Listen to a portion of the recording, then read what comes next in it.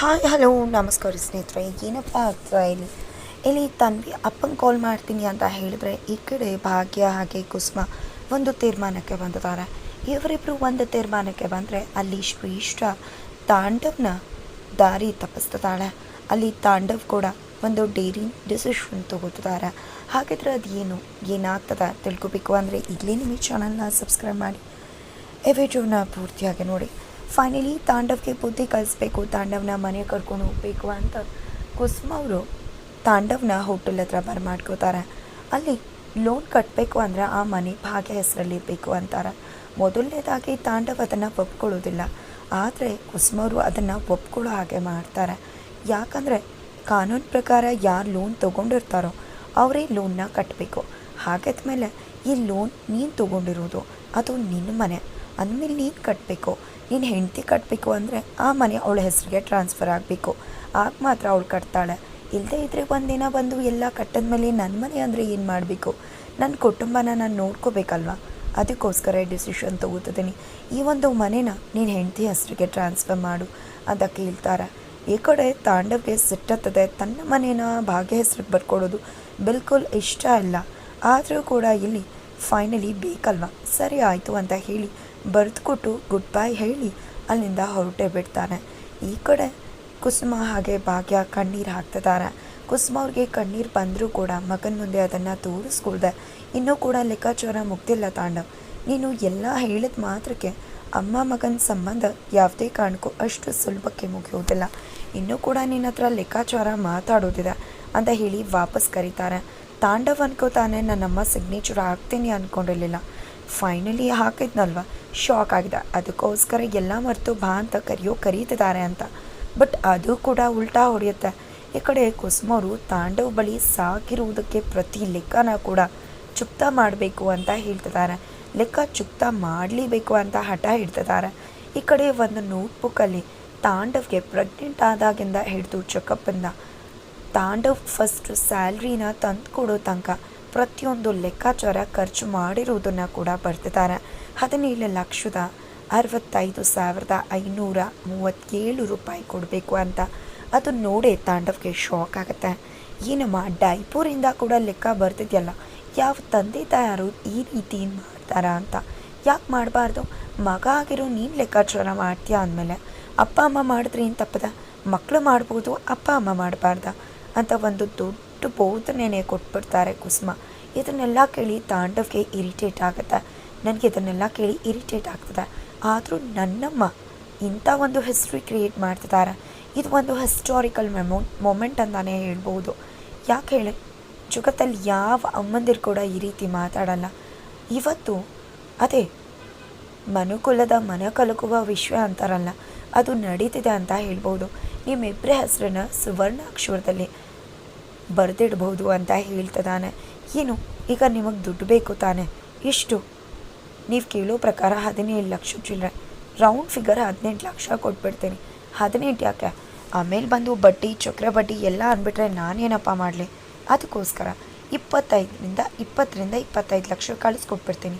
ಇದು ಓಕೆ ತಾನೆ ಅಂತ ಹೇಳ್ತಾರೆ. ಜೊತೆಗೆ ಇನ್ನು ಯಾವ ಮಕ್ಕಳು ಕೂಡ ಒಂದು ಹಾಲು ಕುಡಿಬೇಕಿದ್ರೂ ಕೂಡ ಯೋಚನೆ ಮಾಡಿ ಕುಡಿತಾವೆ. ಅಪ್ಪ ಅಮ್ಮ ಮುಂದೆ ಲೆಕ್ಕ ಕೇಳ್ಬಿಟ್ರೆ ಏನಪ್ಪ ಮಾಡೋದು ಅಂತ ಹೇಳಿ ಅಲ್ಲಿಂದ ಹೊರಡ್ತಿದ್ರೆ ಈ ಕಡೆ ಕುಸುಮ ಅವರು, ಎಷ್ಟು ಹಾಳಾಗ್ಬಿಟ್ಟಿದೆಯಾ ತಾಂಡವ್, ನನ್ನ ಮಗ ನನ್ನ ಹತ್ರ ಕ್ಷಮೆ ಕೇಳ್ತಾನೆ ಅಂತ ಅಂದ್ಕೊಂಡು ಬಂದೆ. ನನ್ನ ಮಗ ನಿನ್ನ ಜೊತೆ ಬರಬೇಕು ಅಂತ ಅಂದ್ಕೊಂಡು ಬಂದೆ ಹೊರತು ನಿನ್ನ ಹತ್ರ ಲೆಕ್ಕಾಚಾರ ಕೇಳಿ ದುಡ್ಡು ತೊಗೋಬೇಕು ಅಂತನೂ ಮನೆ ತೊಗೋಬೇಕು ಅಂತನೂ ನಾನು ಇಲ್ಲಿಗೆ ಬರಲಿಲ್ಲ ಅಂತ ಹೇಳ್ತಿದ್ದಾರೆ.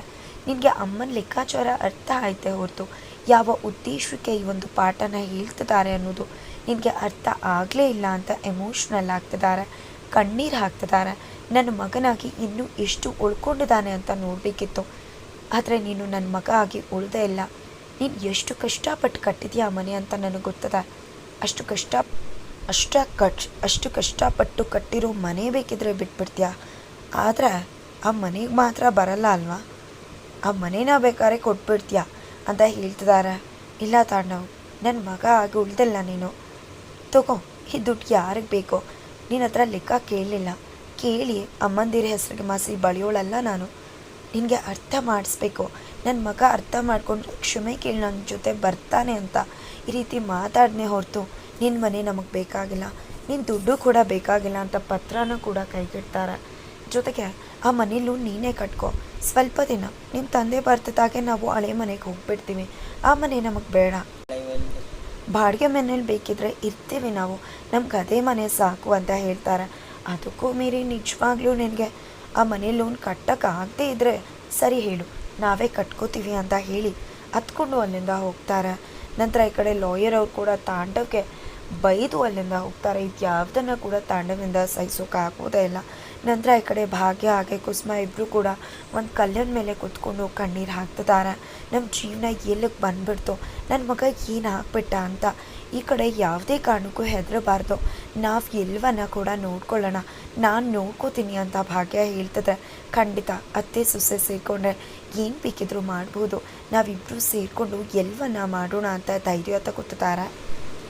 ನಂತರ ಈ ಕಡೆ ತಾಂಡವ್ ಮನೆ ಬರ್ತಾನೆ, ಸಿಡ್ದು ಹೋಗ್ತಿದ್ದಾನೆ, ಅವನ ಕೋಪಕ್ಕೆ ಬುದ್ಧಿ ಕೊಟ್ಟಿದ್ದಾನೆ. ಅವ್ನಿಗೇನು ಮಾಡ್ತಿದ್ದೀನಿ ಅಂತ ಗೊತ್ತಾಗ್ತಿಲ್ಲ. ಶ್ರೇಷ್ಠ ಬಳಿ ಈ ಕಡೆ ನನ್ನಮ್ಮ ಲೆಕ್ಕಾಚಾರ ಕೇಳ್ತಾರೆ, ನನ್ನಮ್ಮ ಫುಲ್ ಸೊಸೆನೇ ಬೇಕು, ಸೊಸೆ ಮುಂದೆ ಯಾವ ಮಗನೂ ಬೇಕಾಗಿಲ್ಲ, ಸೊಸೆನೇ ಆಯ್ಕೆ ಮಾಡ್ಕೋತಾರೆ, ಸೊಸೆನೇ ಹೆಚ್ಚು ಅಂತಾರೆ ಅಂತ ಹೇಳಿ ಸಿಡ್ದು ಹೋಗ್ತಿದ್ರೆ. ಇದೆಲ್ಲ ಆಗೋದಕ್ಕೂ ಕಾರಣ ಭಾಗ್ಯನೇ ಅಂತಂದರೆ ಈ ಕಡೆ ಶ್ರೇಷ್ಠ ಮಾತ್ರ ಏನು ಮಾತಾಡ್ತಿದ್ಯಾ ತಾಂಡವ್, ಎಲ್ಲದಕ್ಕೂ ಭಾಗ್ಯನ ಯಾಕೆ ಹೇಳ್ತಿದ್ಯಾ? ನಿಮ್ಮಮ್ಮಂಗೆ ಸ್ವಂತ ಬುದ್ಧಿ ಇರಬೇಕಿತ್ತು, ನಿಮ್ಮಮ್ಮಂಗೆ ಸ್ವಂತ ಬುದ್ಧಿ ಇಲ್ಲ.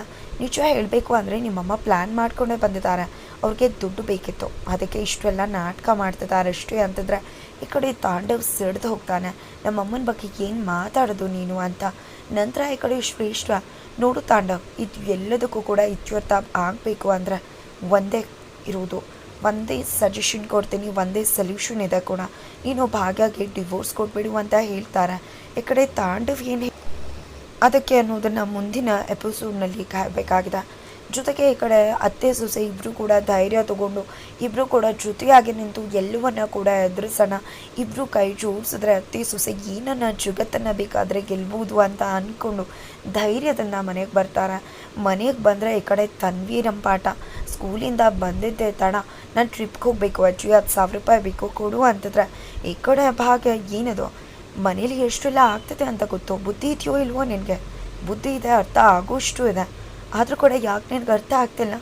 ಇಷ್ಟೆಲ್ಲ ಆಗಿದ್ರೂ ಕೂಡ ಟ್ರಿಪ್ಗೆ ಹೋಗಬೇಕು, 10,000 ರೂಪಾಯಿ ಬೇಕು ಅಂತಿದೆಯಲ್ಲ, ಏನಾಗದ ನಿನಗೆ ಅಂತಂದ್ರೆ, ಹೌದು ಅಪ್ಪ ಇದ್ದಿದ್ರೆ ನಂಗೆ ಕೊಡ್ತಿದ್ರು, ನಾನು ಅಪ್ಪಂಗೆ ಫೋನ್ ಮಾಡಿ ಕೇಳ್ತೀನಿ ಅಂತದಾಳೆ. ಈ ಮಾತನ್ನು ಕೇಳಿದೆ ಕುಸುಮ ಅವರು ಸಿಡ್ದು ಹೋಗ್ತಾರೆ. ಹಾಗಾದರೆ ಮುಂದೆ ಏನಾಗುತ್ತೆ ತಿಳ್ಕೊಬೇಕು ಅಂದರೆ ಈಗಲೇ ನಮ್ಮ ಈ ಚಾನಲ್ನ ಸಬ್ಸ್ಕ್ರೈಬ್ ಮಾಡಿ, ಮುಂದಿನ ವೀಡಿಯೋಗೋಸ್ಕರ ವೆಯ್ಟ್ ಮಾಡೋದನ್ನು ಮರಿಬೇಡಿ.